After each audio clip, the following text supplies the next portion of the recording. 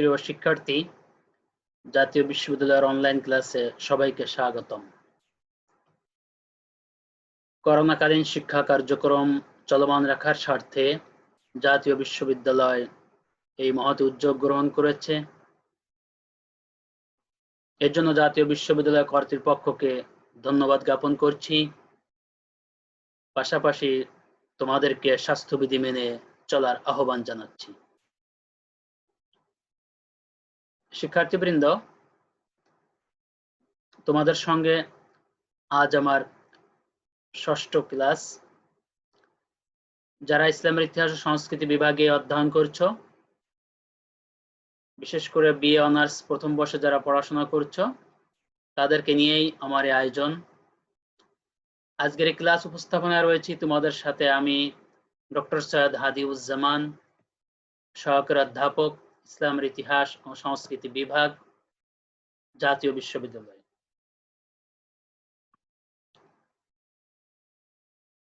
Online ক্লাসের ধারাবাহিকতায় তোমাদের সঙ্গে আমি যে কোর্সটি তোমাদেরকে নিয়ে আলোচনা করব তার শিরোনাম মুসলমানদের ইতিহাস 570 থেকে 750, মুহাম্মদ সাল্লাল্লাহু আলাইহি সাল্লাম, খোলাফায়ে রাশিদুন এবং উমাইয়া বংশ। Course code 211601। লেকচার শিরোনাম হযরত ওমর রাদিয়াল্লাহু আনহু এর প্রশাসনিক সংস্কার বা কৃতিত্ব।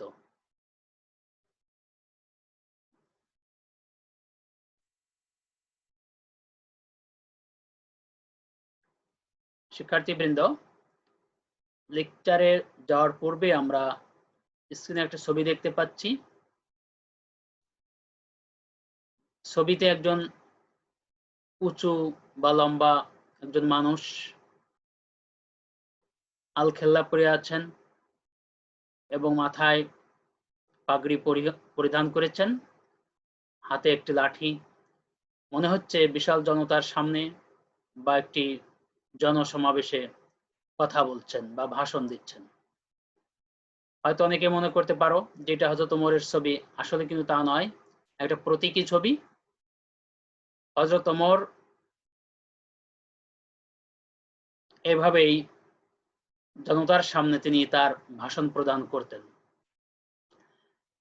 আমাদের আলোচনার যে বিষয় হযরত ওমরের শাসন ব্যবস্থা বা তার কৃতিত্ব, আমরা যখন এই বিষয়টি অধ্যয়ন করব বা আলোচনা করব, আলোচনা শেষে আমরা যে বিষয়গুলো জানতে পারবো সেগুলো হলো হযরত ওমরের পরিচয়, তার গণতান্ত্রিক শাসন ব্যবস্থা, প্রাদেশিক শাসন ব্যবস্থা, বিচার ব্যবস্থা, রাজস্ব ব্যবস্থা প্রভৃতি।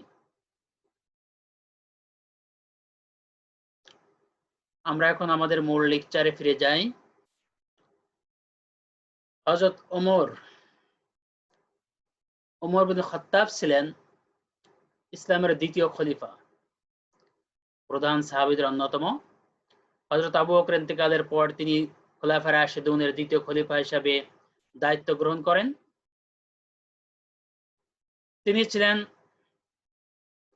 আরবের একজন কুস্তিগীর, একজন বিজয়ী বীর, একজন বিশিষ্ট সৈন্য, একজন কবি, একজন বাগ্মী এবং একজন আদর্শ মানুষ। জ্ঞানের বিভিন্ন বিষয়ে বিভিন্ন শাখায় তার ছিল পাণ্ডিত্য। ন্যায়ের পক্ষ অবলম্বন করার কারণে তাকে আল ফারুক বা সত্য মিথ্যার পার্থক্যকারী উপাধি দেওয়া হয়। ইসলাম গ্রহণের পর প্রকাশ্যে নামাজ আদায় করার জন্য যখন তিনি সকলকে বলেন, তার এই সাহসিকতাপূর্ণ কাজের জন্য রাসূল সাল্লাল্লাহু আলাইহি ওয়াসাল্লাম তাকে ফারুক উপাধি প্রদান করেছিলেন। তিনি সর্বপ্রথম আমিরুল মুমিনিন উপাধিটি ব্যবহার করেছেন এবং তার ক্ষেত্রে ব্যবহৃত হয়েছে। তিনি ছিলেন উমর দ্য ফার্স্ট, খোলাফায়ে রাশিদের সেকেন্ড খলিফা এবং প্রথম ওমর হিসেবে তিনি পরিচিত। একদিকে তিনি ছিলেন বিজয়ী, রাজ্য বিজেতা, অপরদিকে তিনি ছিলেন শ্রেষ্ঠ শাসক। পৃথিবীর ইতিহাসে যারা দেশ শাসন করেছেন, সাম্রাজ্য শাসন করেছেন, সেই শ্রেষ্ঠ শাসকদের মধ্যে তিনি ছিলেন অন্যতম এবং ইসলামের ইতিহাসের সকল শাসকদের মধ্যে তিনি ছিলেন শ্রেষ্ঠ।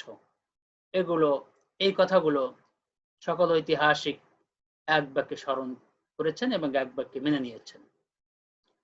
হযরত ওমরের পরিচয়, নাম উমর ইবনুল খাত্তাব,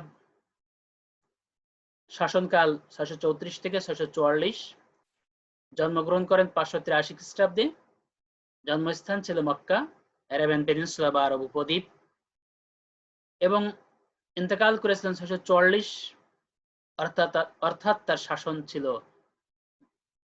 10 বছর। তাকে দাফন করা হয়েছিল বা হয়েছে মসজিদে নববী, রাসূল সাল্লাল্লাহু আলাইহি ওয়াসাল্লাম তার যে মসজিদ হযরত আবু বকরের পাশে। তার পূর্বসূরি ছিলেন হযরত আবু বকর রাদিয়াল্লাহু আনহু, উত্তরসূরি ছিলেন উসমান ইবনে আফফান রাদিয়াল্লাহু তাআলা আনহু। তার পিতা ছিলেন খাত্তাব ইবনে নুফাইল, তার মাতা ছিলেন হানতামা বিনতে হিশাম, তার ভাই ছিলেন যায়েদ ইবনে খাত্তাব এবং বোন ছিলেন ফাতিমা বিনতে খাত্তাব। এই হলো সংক্ষিপ্ত আকারে হযরত ওমরের পরিচয়। শিক্ষার্থীবৃন্দ, প্রশাসনিক সংস্কার বা তার শাসন ব্যবস্থা। হযরত ওমর বিশাল সাম্রাজ্য জয় করেছিলেন। আজকের যে স্বাধীন দেশগুলো আমরা মধ্যপ্রাচ্যে দেখতে পাই, সৌদি আরব, Syria, Jordan, Palestine, Lebanon, Yemen, Iraq, Iran, মিশর প্রভৃতি স্বাধীন দেশগুলো হযরত ওমরের সময়ে করতলগত হয়েছিল, ইসলামের অধীনে এসেছিল। সুতরাং এই যে বিশাল সাম্রাজ্য, এই সাম্রাজ্যের রাজনৈতিক ও প্রশাসনিক ব্যবস্থার কথা চিন্তা করে তিনি একটি সুসংহত প্রশাসনিক কাঠামো তৈরি করেছিলেন। তার প্রবর্তিত শাসন ব্যবস্থা ছিল মানব জাতির ইতিহাসে সর্বোত্তম জনকল্যাণমূলক ও গণতান্ত্রিক শাসন ব্যবস্থা। মুসলিম প্রশাসনের ইতিহাসে তার রাজত্বকালকে গোল্ডেন এজ বা স্বর্ণযুগ হিসেবে আখ্যায়িত করা হয়। শুধুমাত্র যেন বিজেতা হিসেবেই নয়, বরং তিনি ছিলেন সর্বযুগের সর্বশ্রেষ্ঠ শাসক এবং নিরঙ্কুশ সফলতাকামী জাতীয় নেতাদের অন্যতম। এটা ইমামউদ্দিন তার গ্রন্থে উল্লেখ করেছেন। আমরা তার শাসন ব্যবস্থার কেমন ছিল সে বিষয়গুলো নিয়ে কথা বলবো। প্রথমেই আমরা বলবো তার গণতান্ত্রিক শাসন। হযরত ওমর তিনি যে শাসন ব্যবস্থা প্রতিষ্ঠা করেছিলেন, সেই শাসন ব্যবস্থা ছিল গণতান্ত্রিক শাসন ব্যবস্থা। তার শাসন ব্যবস্থার উৎস ছিল আল কোরআন এবং সুন্নাহ এবং সদিচ্ছা জনগণের, এই তিনটির সমন্বয়ে প্রতিষ্ঠিত ছিল তার শাসন। এবং তিনি জনগণের কথাকে সব থেকে বেশি প্রায়োরিটি দিতেন। আমরা যদি একটু লক্ষ্য করি তাহলে দেখতে পাই যে তিনি যখন খলিফা হিসেবে দায়িত্ব গ্রহণ করেছিলেন, মদিনার মসজিদে যখন তিনি ভাষণ দিচ্ছিলেন বা যখন খলিফা হওয়ার পরে যখন জনতার উদ্দেশ্যে কথা বলছিলেন, তখন তিনি বলেছিলেন, আমি এতদিন তোমাদের সাথে রয়েছি এবং আল্লাহ রসুল সাল্লাল্লাহু আলাইহি ওয়াসাল্লাম হযরত আবু বকরের যারা বিরোধিতা করেছ, আমি তাদের উপরে কঠোর ছিলাম, কিন্তু আজ আমি তোমাদের ওয়ালি বা অভিভাবক, এখন আমি তোমাদের উপরে আর কঠোর হব না। যারা আল্লাহ রসুল সাল্লাল্লাহু আলাইহি ওয়াসাল্লাম এবং হযরত আবু বকরের পক্ষে চলবে, আমি তাদের প্রতি হব দয়ালু, তাদের প্রতি হব রহম। আর যারা হযরত আবু বকর রাসূল সাল্লাল্লাহু আলাইহি ওয়াসাল্লামের বিরোধিতা করবে, আমি তাদের উপরে কঠোর হব এবং জালেম বা অত্যাচারী এবং পাপী তাদের উপরে আমি কঠোর হব। এখন তোমরা শোনো, আমি যদি হযরত আবু বকর এবং রাসূল সাল্লাল্লাহু আলাইহি ওয়াসাল্লামের বিরুদ্ধাচরণ করি, তাহলে তোমরা আমার সঙ্গে কেমন আচরণ করবে, তখন তোমরা কি করবে? এই কথা বলার পরে কিছুক্ষণ নীরব। তিনি আবার প্রশ্ন করলেন, যদি আমি তাদের উভয়ের বিরুদ্ধাচারণ করি তাহলে তোমরা কি করবে? এমন সময় একজন যুবক তার তলোয়ার উঁচু করে তাকে বললেন, এই তলোয়ার দিয়ে তোমাকে শায়েস্তা করব। তোমরা অত্যন্ত খুশি হয়েছিলেন। সুতরাং এটা ছিল তার গণতান্ত্রিক শাসনের নমুনা। তার শাসন ব্যবস্থা জনগণের সদিচ্ছা, তাদের আকাঙ্ক্ষা, তাদের অধিকার, এগুলোর সমন্বয়ে গঠিত ছিল। এবং আরব আজম যেই হোক না কেন, ধনী গরিব, দাস কৃতদাস, সকল শ্রেণীর মানুষের সমান মর্যাদা, সকল শ্রেণীর মানুষের মাঝে সমতা বিধান ছিল তার শাসন ব্যবস্থার মূল লক্ষ্য। এই জন্য মৌলানা মোহাম্মদ আলী তার গ্রন্থে লিখেছেন যে তিনি যে শাসন ব্যবস্থা তৈরি করেছিলেন, তিনি যে শাসন ব্যবস্থা প্রতিষ্ঠা করেছিলেন এবং যে তার শাসন ব্যবস্থায় যে গণতন্ত্র তিনি ধারণ করেছিলেন এবং প্রয়োগ করেছিলেন, সেই গণতন্ত্র ধারণ করতে, প্রয়োগ করতে পৃথিবীর আরো বহুদিন লাগবে। দ্বিতীয় পয়েন্ট, বাক স্বাধীনতা। হযরত ওমর তিনি যখন খলিফা হয়েছিলেন তখন তিনি মুসলমানদের মাঝে ছিলেন রাহমদিল এবং সকল মানুষের স্বাধীনতাকে তিনি চরমভাবে স্বীকার করতেন। কারণ তিনি মনে করতেন প্রতিটা মা তার সন্তানকে স্বাধীনভাবে পৃথিবীতে জন্ম দিয়েছেন, সুতরাং তারা মানুষ হিসেবে স্বাধীন। আমরা লক্ষ্য করি যখন তিনি একদিন ভাষণ দিচ্ছেন মসজিদে, যখন তিনি মেম্বারের উপর দাঁড়িয়ে ভাষণ দিবেন, এমত অবস্থায় এক বেদুইন তাকে বললেন, আগে আমার প্রশ্নের উত্তর দিবেন, তারপরে আপনার কথা শুনবো, না হলে আমি আপনার কথা শুনবো না। তখন তিনি বললেন, বলুন আপনার কথা। তিনি বললেন, বেদুইন বললেন যে গতকাল বাইতুল মাল থেকে যে কাপড় দেওয়া হয়েছে আমাদেরকে সকলেই আমরা একটি প্রচ্ছদ বা এক প্রস্থ কাপড় আমরা পেয়েছি, যা দ্বারা একটি পূর্ণাঙ্গ জামা সম্ভব নয়, তৈরি করা সম্ভব নয়, কিন্তু আমরা দেখতে পাচ্ছি আপনার গায়ে মোটামুটি একটি পূর্ণাঙ্গ জামা। এমতো অবস্থায় আপনি কিভাবে একটি পূর্ণাঙ্গ জামা তৈরি করলেন এবং কোথায় পেলেন আপনি আরেক প্রস্থ কাপড়? একথা বলা মাত্রই তার পুত্র আব্দুল্লাহ উঠে দাঁড়িয়ে বললেন, আমিও বাইতুল মাল থেকে একইভাবে এক প্রস্থ কাপড় পেয়েছিলাম। আমার আব্বু যেহেতু একটু লম্বা মানুষ, সুতরাং আমার কাপড়ই তাকে দিয়েছি যাতে তিনি 2 প্রস্থ কাপড় দিয়ে একটি জামা তৈরি করতে পারেন। একথা, এই যে বাক স্বাধীনতা, এটাই ছিল হযরত ওমরের শাসন। সুতরাং বেদুইন হোক আর শহুরে হোক, মুসলিম হোক নন মুসলিম হোক, আরবি হোক আর আজমি হোক, সকলের কথা তিনি শুনতেন এবং সকলকে তিনি অর্থাৎ তাদের কথার জন্য উৎসাহ প্রদান করতেন এবং খলিফার কাজের সমালোচনা, তার চিন্তার, তার কর্মের সমালোচনা, তার কথার সমালোচনা করতে তিনি সকলকে উৎসাহ প্রদান করতেন। এই হলো তার বাক স্বাধীনতার নমুনা। পরবর্তী পয়েন্ট, পরামর্শ সভা। পরামর্শ সভা, হযরত ওমর বলতেন পরামর্শ ব্যতীত কোনো খিলাফত চলতে পারে না, কারণ তিনি তার সকল কার্যক্রম পরামর্শের ভিত্তিতে গ্রহণ করতেন এবং সকল কার্যক্রম পরামর্শের ভিত্তিতে তিনি পরিচালনা করতেন। এই পরামর্শ সভা বা কনসালটেটিভ বডি, মজলিসে শুরা যেটা বলা হয়, এটি 2 ভাগে বিভক্ত ছিল। এটা মজলিসে আম, এটা মজলিসে খাস। আম হচ্ছে সাধারণ সভা, যেখানে সকল সাহাবীরা অংশগ্রহণ করতেন, মদিনার মসজিদে বসে এগুলো আলোচনা করা হতো।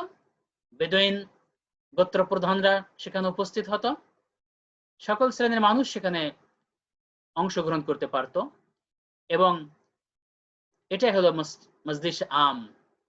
মজলিসে খাস, বিশেষ সভা, এখানে হযরত আলী, হযরত উসমান, তালহা, জুবাইর, আব্দুল্লাহ বিন আউফ প্রমুখ সাহাবী, বিশেষ বিশেষ সাহাবীদেরকে নিয়ে তিনি কোনো সংকটাপন্ন অবস্থায় বিশেষ বিশেষ সিদ্ধান্ত গ্রহণ করতেন।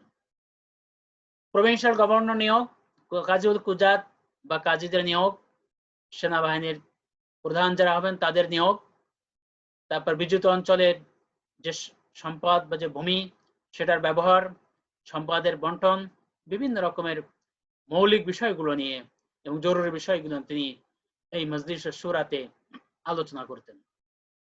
আরব জাতীয়তাবাদ নীতি হযরত ওমরের একটি শাসন ব্যবস্থার একটি নীতি ছিল আরব জাতীয়তাবাদ। তিনি মনে করতেন যে আরবদের বৈশিষ্ট্য, তাদের রক্তের বিশুদ্ধতা এবং আভিজাত্য এগুলো সংরক্ষণ করা উচিত। এই জন্য তিনি ঘোষণা করলেন যে আরাবিয়ান পেনিনসুলা বা আরব উপদ্বীপে আরব মুসলিম ব্যতীত অন্য কোনো নন মুসলিম এখানে বসবাস করতে পারবে না, এবং এই যে নন মুসলিমদের সঙ্গে তাদের মেলামেশা এবং নন মুসলিমদের কনস্পিরেসি, এটা আরব মুসলমানদেরকে ক্ষতিগ্রস্ত করবে। একথা চিন্তা করে তিনি, অর্থাৎ খায়বারের ইহুদি, নাজরানের খ্রিস্টান, এদেরকে তিনি আরব উপদ্বীপ থেকে অন্যত্র বসতি স্থাপনের জন্য নির্দেশ দিলেন। তারা যেহেতু কনস্পিরেসি ষড়যন্ত্র করছিল, এজন্য অর্থাৎ তাদেরকে এই স্থান থেকে অন্যত্র বসার জন্য, যাওয়ার জন্য তিনি আদেশ প্রদান করলেন। তবে অন্যত্র তাদের অবস্থান করার জন্য, অন্যত্র তাদের বসবাস করার জন্য যে ক্ষতিপূরণ, সে পর্যাপ্ত ক্ষতিপূরণ তিনি প্রদান করেছিলেন।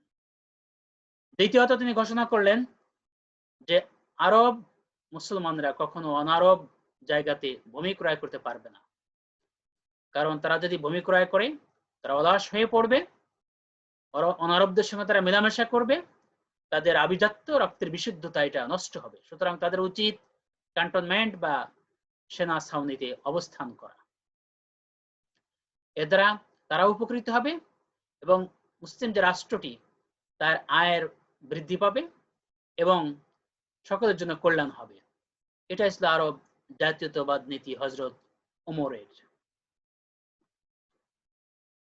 পরবর্তী পয়েন্ট, প্রাদেশিক শাসন ব্যবস্থা। বিশাল সাম্রাজ্যিক হযরত ওমর 14টি প্রদেশে বা প্রভিন্সে বিভক্ত করেছিলেন সুষ্ঠু শাসন ব্যবস্থা কায়েমের জন্য, এবং প্রত্যেকটি প্রদেশে একজন প্রভিন্সিয়াল গভর্নর বা একজন প্রাদেশিক শাসনকর্তা নিয়োগ দিয়েছিলেন এবং যোগ্য মানুষদেরকে তিনি সেখানে পদায়ন করেছিলেন। এই 14টি প্রদেশের মধ্যে যেমন মক্কা, মদিনা, সিরিয়া, কুফা, বসরা, হিমস, প্যালেস্টাইন, মেসোপটেমিয়া অর্থাৎ আল জাজিরা, আজারবাইজান, আর্মেনিয়া প্রভৃতি অঞ্চল রয়েছেন। এই অঞ্চল সমূহের শাসন ব্যবস্থা সুষ্ঠুভাবে সম্পাদন করার জন্য তিনি বিভক্ত করেছিলেন বিভিন্ন টোটাল সাম্রাজ্যকে 14টি ভাগে, এবং প্রদেশগুলোকে তিনি জেলায় বিভক্ত করেছিলেন, জেলাগুলোকে আবার মহকুমায় বিভক্ত করেছিলেন। জেলার যিনি প্রধান তাকে বলা হতো ওয়ালি, আর মহকুমার যিনি প্রধান তাকে বলা হতো আমিল। ওয়ালি এবং আমিল তাদের দায়িত্ব এবং কর্তব্য সম্পাদনের জন্য খলিফার কাছে জবাবদিহি করতে হতো।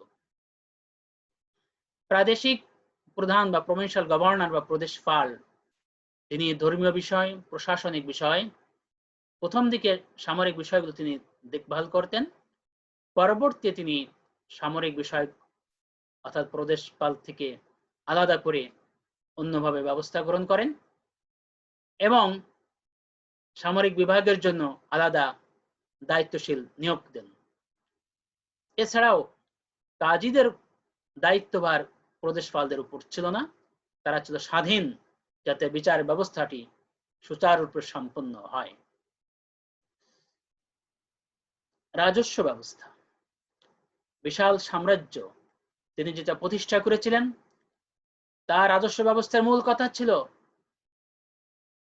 অত্যাচারী বা নির্যাতিত যে সমস্ত কৃষক ছিল তাদের নির্যাতনকে, অত্যাচারকে দূরীভূত করা, অর্থাৎ নির্যাতনমূলক, অত্যাচারমূলক কৃষি ব্যবস্থার পরিবর্তন সাধন করে সেখানে শান্তি প্রতিষ্ঠা করা।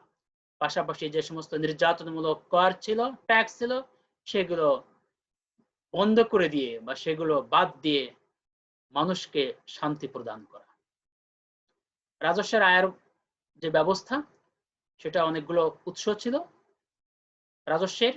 প্রথমত গনিমা, গানিমাত হলো যুদ্ধলব্ধ সম্পদ বা বটমি বলা হয়ে থাকে, অর্থাৎ যুদ্ধে যে সমস্ত সম্পদ মুসলমানরা লাভ করত এর 5/4 সৈন্যদের মাঝে বন্টন করা হতো এবং 1 ভাগ বাইতুল মালে জমা হতো। যাকাত এটা ছিল মুসলমানদের উপর ধার্যকৃত ধর্মীয় কর। এটা রাসূল সাল্লাল্লাহু আলাইহি ওয়াসাল্লামের ভাষায় গরিবদেরকে দেওয়া হতো ধনীদের থেকে। তুখাযু মিন আগনিয়াইহিম ফাতুরাদ্দু আলা ফুকারাইহিম, অর্থাৎ ধনীদের থেকে গ্রহণ করো, গরিবদের মাঝে বন্টন করো। আল্লাহ রাব্বুল আলামিন কুরআনুল কারীমের মধ্যে 8 শ্রেণীর মানুষকে, অর্থাৎ মাসারিফুজ যাকাত বা হিটস অফ যাকাত, 8 শ্রেণীর মানুষকে যাকাত প্রদানের জন্য নির্ধারণ করে দিয়েছেন। এই যাকাত ওই 8 শ্রেণীর মানুষের মাঝে ব্যয় করা হতো বা প্রদান করা হতো। জিজিয়া আরেক ধরনের কর। বিশাল মুসলিম সাম্রাজ্যে যে সকল অমুসলিম বসবাস করত, এটা হলো নিরাপত্তা কর। তাদের জীবন এবং সম্পদ এবং ইজ্জতের বিনিময়ে এক ধরনের কর তাদেরকে প্রদান করতে হতো, এটার নাম হলো জিজিয়া। এটা রোমান বা ইসলাম পূর্ব আরব বা আশেপাশের যে সমস্ত রাষ্ট্রগুলো বা দেশগুলো ছিল সেখানে ছিল, রোমানদের মাঝে এগুলো আমরা লক্ষ্য করি। এই জিজিয়া রাসূল সাল্লাল্লাহু আলাইহি ওয়াসাল্লাম ধার্য করেছিলেন 1 দিনার। হযরত ওমর যখন খিলাফতের দায়িত্ব গ্রহণ করেন তখন দেখা যাচ্ছে বিশাল সাম্রাজ্য পার্সিয়ান রোমান এম্পায়ার বিজিত হয়ে গেছে এবং বিশাল উর্বর ভূখণ্ড মুসলমানদের হাতে চলে এসেছে এবং সচ্ছল মানুষগুলো তখন মুসলিম সাম্রাজ্যে বসবাস করছে। এই সচ্ছল অর্থাৎ অমুসলিমদের উপরে তিনি জিজিয়ার ধরনটা একটু চেঞ্জ করে দিয়েছিলেন। যারা সচ্ছল, যারা ধনী, তাদেরকে পার ক্যাপিটা অ্যানুয়ালি 4 দিনার, যারা মধ্যবিত্ত শ্রেণী তাদের জন্য 2 দিনার এবং যারা দরিদ্রতার জন্য 1 দিনার তিনি ধার্য করেছিলেন। হযরত ওমর রাজস্ব ব্যবস্থার ক্ষেত্রে আল্লাহ রাসূলের সময় যেটা ছিল তার থেকে কিছুটা চেঞ্জ করেছিলেন। যেমন যাকাত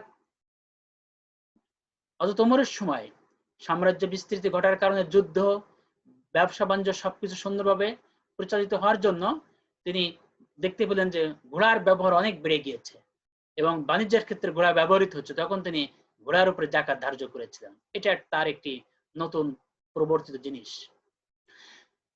জিজিয়াটা পরিবর্তন করেছিলেন সাম্রাজ্যের বিস্তৃতি এবং সচ্ছলতার কারণে। খারাজ আরেক ধরনের ইনকাম, রাজস্বের ইনকাম। সেটা হলো অমুসলিমরা যে সমস্ত ভূমি চাষ করত মুসলিম সাম্রাজ্যে, তখন তাদেরকে ভূমি চাষ করার পরে যে ফসল তৈরি হতো, উৎপাদিত ফসলের 5/1 খারাজ দিতে হতো। এটা অমুসলিমদের জন্য। পরবর্তী পয়েন্ট, উশর। মুসলিম সাম্রাজ্যে যদি মুসলমানরা জমি চাষ করত, এই জমির যে ফসল উৎপাদিত হতো, যদি ন্যাচারালি যদি ফসল উৎপন্ন হতো বৃষ্টির পানি দ্বারা, তাহলে তাদেরকে 1/10 বা 10/1 দিতে হতো। আর যদি ইরিগেশন সিস্টেম বা সেচ ব্যবস্থার মাধ্যমে যদি ফসল উৎপাদিত হতো, তাহলে 20/1 তাদেরকে দিতে হতো। এটার নাম হলো উশর, ভূমি কর। খারাজও ভূমি কর, কিন্তু খারাজ ছিল অমুসলমানের জন্য ধার্যকৃত, নির্ধারিত, আর উশর হলো মুসলমানদের উপরে নির্ধারিত কর। উশর এটা হলো বাণিজ্যিক কর। উশর হলো, হযরত আবু মুসা আল আশআরী হযরত ওমরকে একদিন চিঠি লিখলেন, ইয়া আমিরাল মুমিনিন, আমরা যখন বিদেশে বা আরব ভূমির বাইরে যখন আমরা ব্যবসা করতে যাই, তখন ওই দেশের সরকারকে আমাদেরকে ট্যাক্স দিতে হয়, সুতরাং বিষয়টি আপনি চিন্তা করতে পারেন। আবু মুসা আল আশআরীর এই চিঠি পেয়ে হযরত ওমর তখন ভাবলেন যে মুসলিম দেশেও তো অনেক বিদেশি বা অমুসলিমরা বসবাস করে, মুসলমানরা বসবাস করে, আবার যাদের সঙ্গে চুক্তি বা যুদ্ধ বিগ্রহ চলছে তারাও এখানে ব্যবসা করে, বসবাস করে, ব্যবসা করে, সুতরাং এখানেও কিছু ট্যাক্স ধার্য করা যেতে পারে। তখন তিনি এক ধরনের ট্যাক্স ধার্য করলেন যেটার নাম উশুর, যা হলো বাণিজ্যিক কর। মুসলিম সাম্রাজ্যে যদি মুসলমানরা ব্যবসা করে তাদেরকে শতকরা 2.5 উশুর দিতে হবে।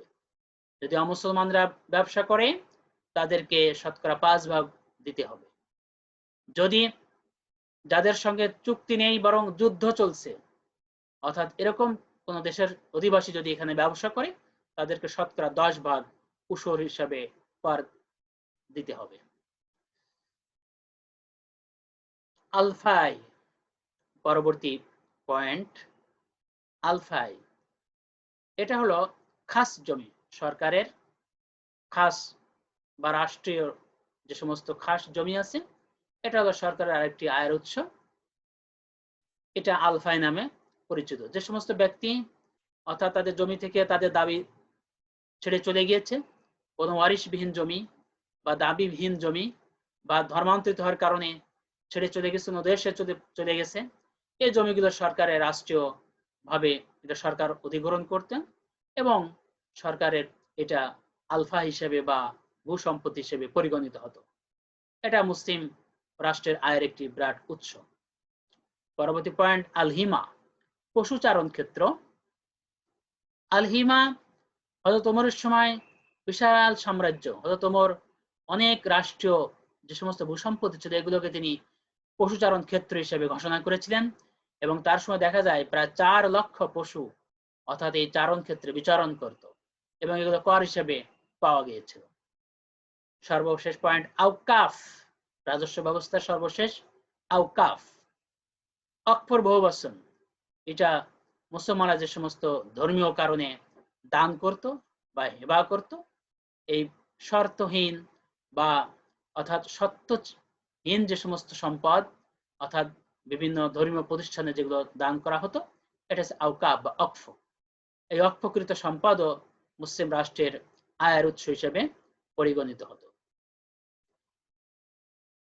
বেতন নির্ধারণ, হযরত ওমর তিনি প্রদেশে বিভিন্ন ব্যক্তিদেরকে নিয়োগ দিয়েছিলেন, কাজী নিয়োগ দিয়েছিলেন, প্রভিন্সিয়াল গভর্নর নিয়োগ দিয়েছিলেন। এরপরে তিনি বিভিন্ন ব্যক্তিকে সেখানে কাজের জন্য নির্ধারণ করতেন এবং তাদের বেতনও তিনি নির্ধারণ করে দিয়েছিলেন। যোগ্যতা, দক্ষতা, মেধা, অভিজ্ঞতার ভিত্তিতে হযরত ওমর ইসলামী প্রজাতন্ত্রের কর্মচারীদের বেতন নির্ধারণ করেন এবং এই বেতন ছাড়া তারা রেশনও পেত। এর ফলে দুর্নীতি মুক্ত এবং গতিশীল শাসন ব্যবস্থা গড়ে ওঠে। আমর ইবনুল ইয়াসির বার্ষিক 600 দিরহাম সহ দৈনিক রেশন পেতেন এবং সিরিয়া প্রদেশের গভর্নর হযরত মুয়াবিয়া 1000 দিনার ভাতা পেতেন। এইভাবে তিনি সকল সামরিক বাহিনীতে, তারপরে বেসামরিক বিভিন্ন প্রশাসনে বিভিন্ন ক্ষেত্রে তিনি সকলের বেতনকে তিনি নির্ধারণ করে দিয়েছিলেন। আদমশুমারি, হযরত ওমর তার বিশাল সাম্রাজ্যের লোকদেরকে গণনা করেন এবং তিনি সর্বপ্রথম ইসলামের ইতিহাসে আদমশুমারি প্রবর্তন করেন। এটার মাধ্যমে তিনি জনগণের কল্যাণের জন্য ভাতা দেওয়ার চিন্তা থেকে এই আদমশুমারি তিনি করেছিলেন। বাইতুল মাল, রাজকীয় কোষাগার। রাসূল সাল্লাল্লাহু আলাইহি ওয়াসাল্লামের সময় আনুষ্ঠানিকভাবে কোনো বাইতুল মাল ছিল না, যা আয় হতে তিনি মদিনা অর্থাৎ যুদ্ধলব্ধ সম্পদ বা যত সম্পদ তিনি পেতেন সবগুলো তিনি মুসলমানদের মধ্যে ব্যয় বন্টন করে দিতেন। হযরত আবু বকরের সময় মদিনাতে বাইতুল মাল প্রতিষ্ঠিত হয়েছিল কিন্তু সেখানে কোনো সম্পদ ছিল না। হযরত ওমরের সময় যেহেতু মুসলিম সাম্রাজ্য ব্যাপকতা লাভ করেছে এবং সচ্ছল উর্বর ভূমিগুলো মুসলমানদের করতলগত হয়েছে, সুতরাং এই যে আয়গুলো রাখার জন্য তখন তিনি একজন পার্সিয়ান মারজুবান নামক এক ব্যক্তির পরামর্শক্রমে তিনি বাইতুল মাল প্রতিষ্ঠা করলেন। এবং এই যে বাইতুল মাল অর্থাৎ এই বাইতুল মাল মূলত এটা ছিল আল ওয়ালিদ বিন হিশামের পরামর্শক্রমে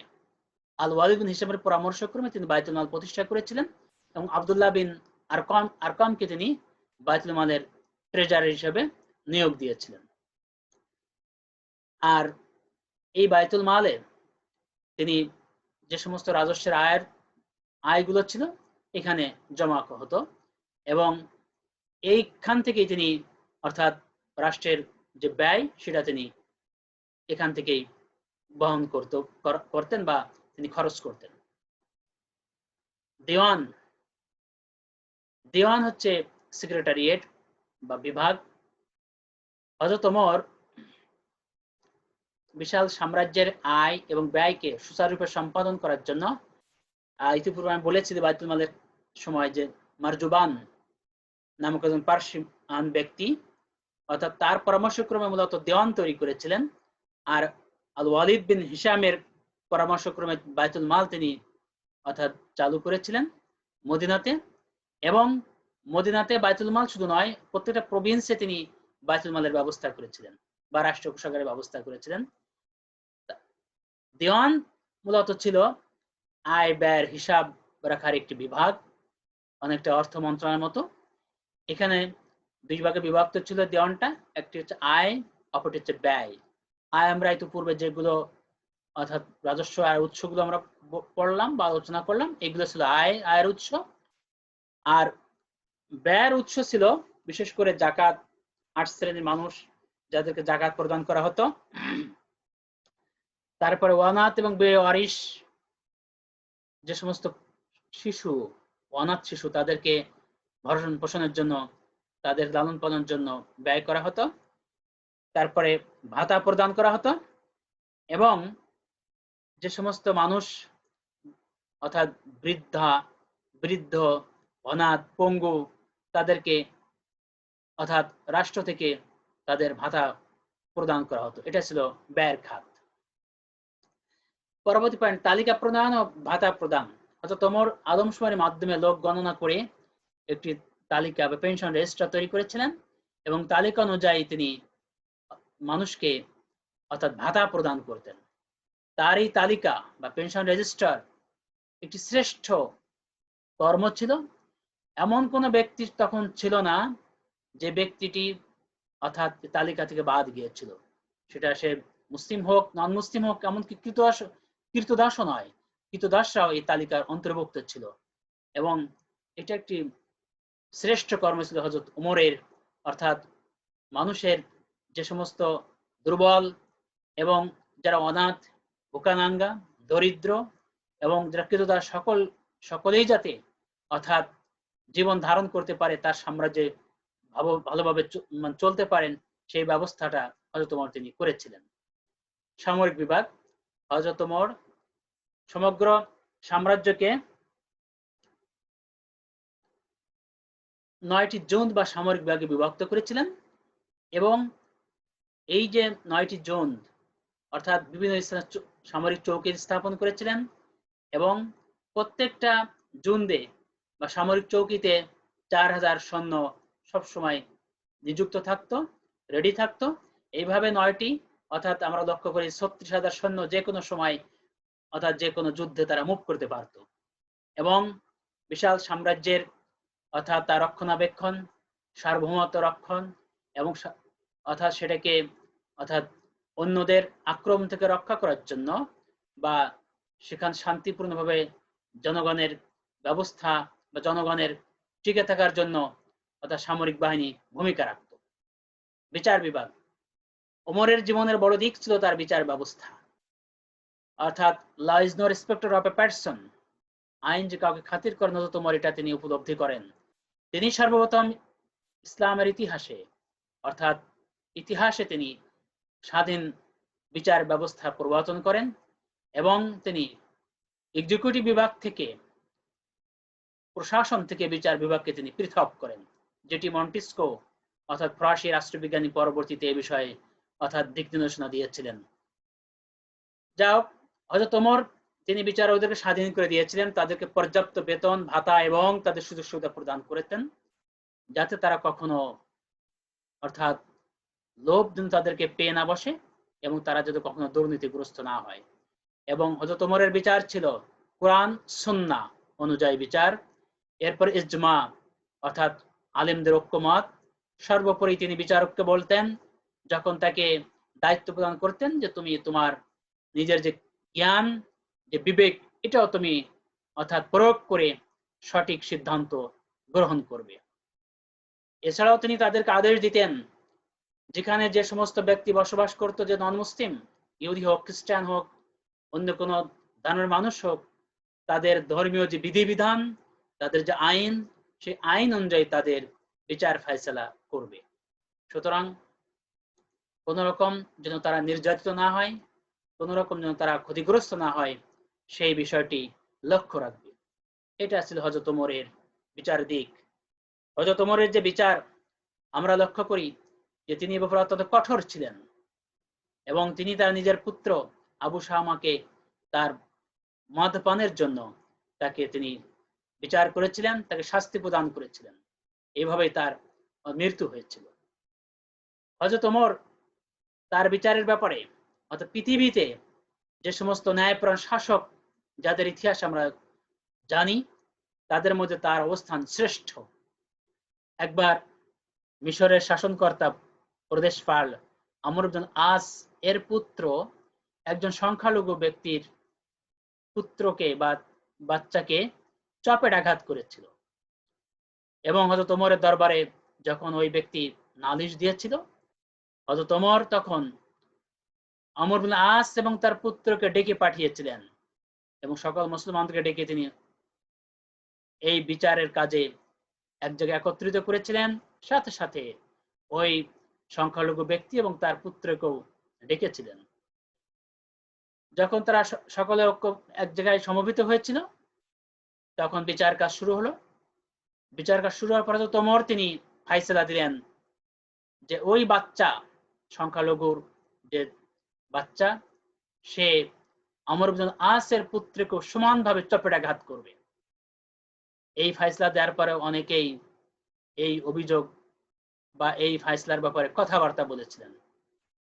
ওমর তখন তাদেরকে উদ্দেশ্য করে বলেছিলেন যে আর কতদিন তোমরা মানুষকে গোলাম বানিয়ে রাখবে, অথচ ওদের মাতারা ওদেরকে স্বাধীনভাবে পৃথিবীতে জন্ম দিয়েছে। এই হচ্ছে হযরত ওমরের বিচার। সুতরাং তিনি কখনো কাজীর কাঠ গড়ায় বা আদালতের কাঠ গড়ায় দাঁড়াতে কখনো তিনি কুণ্ঠাবোধ করতেন না। উবাইদ নামে এক ইহুদি তার ব্যাপারে একটি কমপ্লেন দিয়েছিলেন, এবং তিনি সেই কমপ্লেন পেয়ে, অর্থাৎ কাজীর কাঠগড়ায় তিনি স্বাভাবিকভাবে তিনি দাঁড়িয়েছিলেন। সুতরাং আমরা লক্ষ্য করি যে বিচারের ক্ষেত্রে, ন্যায় বিচারের ক্ষেত্রে, জাস্টিসের ক্ষেত্রে উমরের বিন্দু মাত্র কোনো পক্ষপাতিত্ব আমরা লক্ষ্য করি না, এবং সে সময় জনগণের এই ন্যায় বিচার প্রতিষ্ঠিত হয়েছিল বলেই বিশাল সাম্রাজ্য শান্তি প্রতিষ্ঠিত হয়েছিল।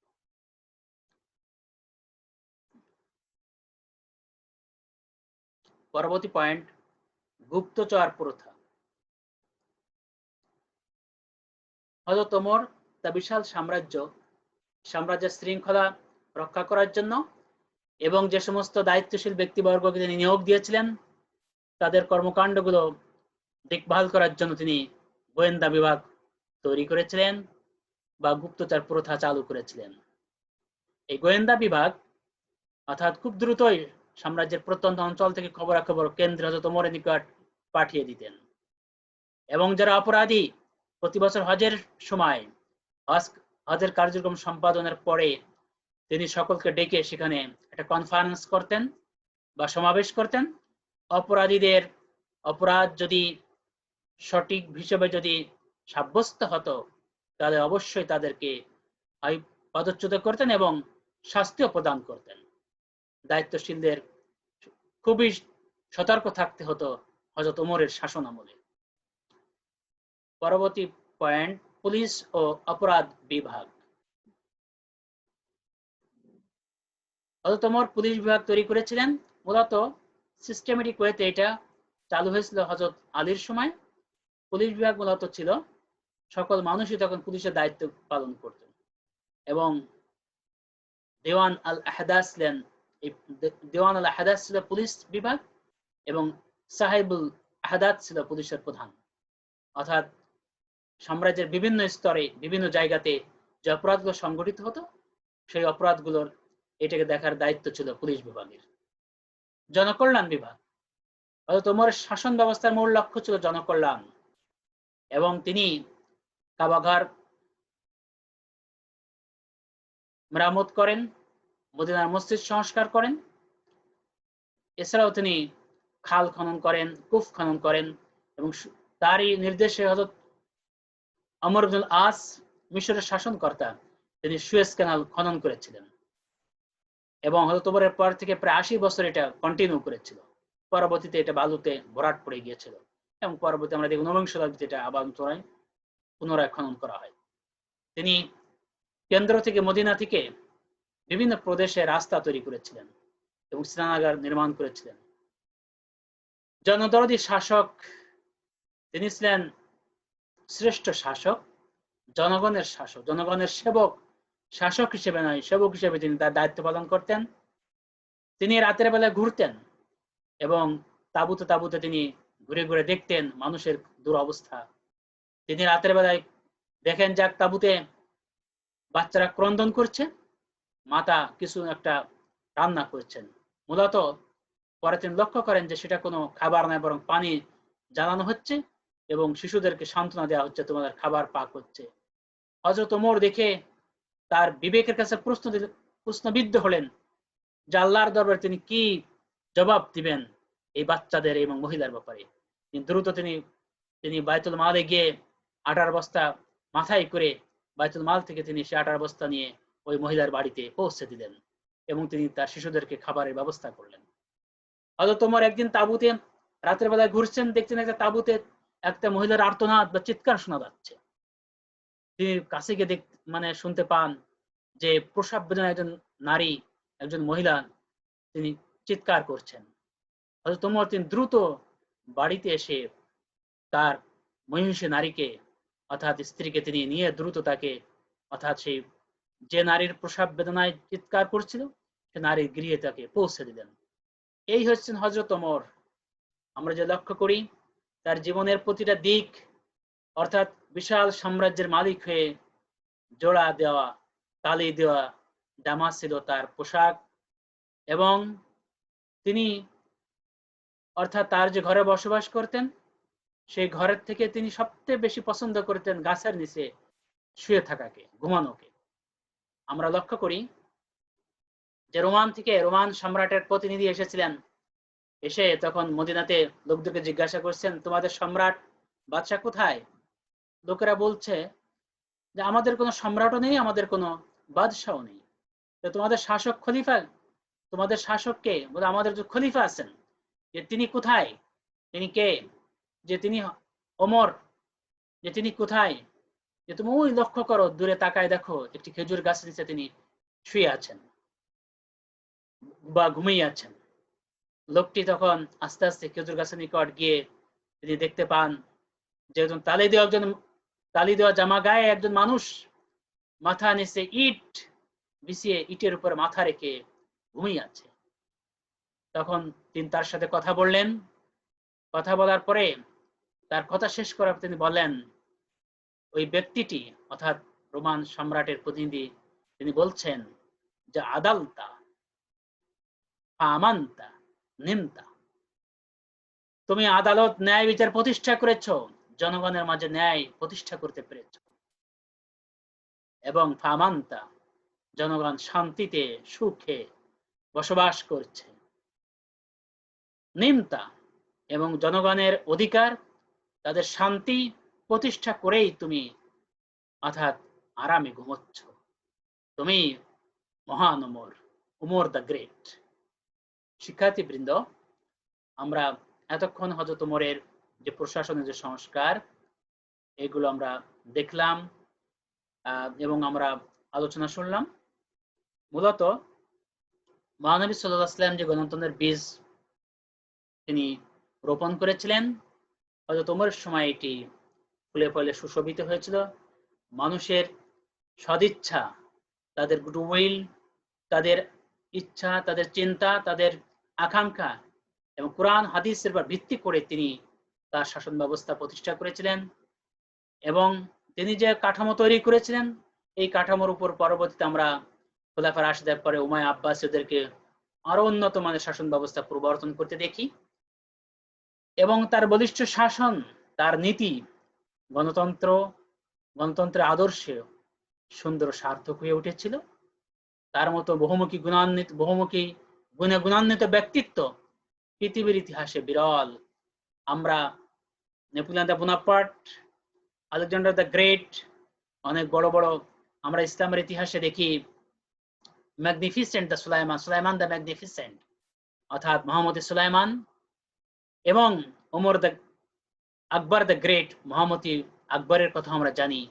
কিন্তু আমরা সব থেকে দেখি হযরত ওমরের মতো এত বড় তেজস্বী, এত বড় আদর্শবান কোন শাসক পৃথিবীতে আর মুসলিম ইতিহাসে আমরা লক্ষ্য করি না।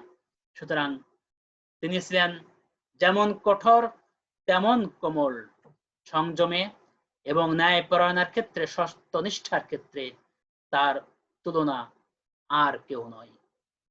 তিনি ছিলেন নবী করিম সাল্লাল্লাহু আলাইহি ওয়াসাল্লামের সার্থক প্রতিচ্ছবি, ওমর দা গ্রেট বা মহান ওমর। আমরা লেকচারের সর্বশেষ পর্যায়ে চলে এসেছি। তোমরা লেকচারের পাশাপাশি আরো কিছু বই তোমরা পড়তে পারো, সহায়ক গ্রন্থাবলী, যেমন উইলিয়াম মুইর এর দ্য খিলাফত, সৈয়দ আহমদের short history of the Saracens, Philip কুইটির short history of the Arabs, AC মোহাম্মদ্দিনের protect history of the Arabs, এগুলো ইংরেজি বই। এর পাশাপাশি বাংলা বই রয়েছে ডক্টর মোহাম্মদ হুসাইন হাইকলের হযরত ওমর ফারুক, মৌলানা আকবর শাহ খান নাজিরাবাদের ইসলামের ইতিহাস প্রথম খণ্ড। উপরের দুটি গ্রন্থই ইসলাম ফাউন্ডেশন থেকে পাবলিশড হয়েছে, ঢাকা থেকে। মৌলানা মহিউদ্দিন খানের অমর গ্রন্থ আল ফারুক, শিবলি নুমানি যেটা লিখেছিলেন তারই অনুবাদ। ডক্টর উসমান গনি, ক্যালকাটা বিশ্ববিদ্যালয়ের ইসলামী সংস্কৃতি বিভাগের প্রধান, তার লেখা হযরত ওমর রাদিয়াল্লাহু আনহু। ইরফান মাহমুদ রানা লিখিত হযরত ওমরের শাসনামল অর্থ ব্যবস্থা। মোহাম্মদ রিজাইর করিম আরব জাতির ইতিহাস, মোহাম্মদ লুৎফর রহমান আরব জাতির ইতিহাস। এই গ্রন্থগুলো তোমরা দেখবে এবং তোমরা পড়বে, তাহলে হযরত ওমর সম্পর্কে তোমরা বিস্তারিত জানতে পারবে। আমরা এত সময় যে হযরত ওমরকে নিয়ে আলোচনা করলাম, আশা করি তোমরা এই লেকচার থেকে উপকৃত হয়েছো, বা আরো তোমরা এটাকে ধারণ করবে, হৃদয়ঙ্গম করার চেষ্টা করবে। তাহলে তোমরা আশা করি উপকৃত হবে এবং তোমাদের যে প্রস্তুতি পরীক্ষার জন্য সেটাও তোমরা গ্রহণ করতে পারবে। আজ এ পর্যন্তই। আগামী দিন আমরা আরেকটি নতুন বিষয় নিয়ে তোমাদের সঙ্গে আলোচনা করব। সে পর্যন্ত তোমরা ভালো থাকবে, সুস্থ থাকবে, নিরাপদ থাকবে এবং স্বাস্থ্যবিধি মেনে চলবে, এই আহ্বান জানিয়ে আজকের মতো আমি এখানে শেষ করছি। Thank you very much. Thanks to everybody. আল্লাহ হাফিজ।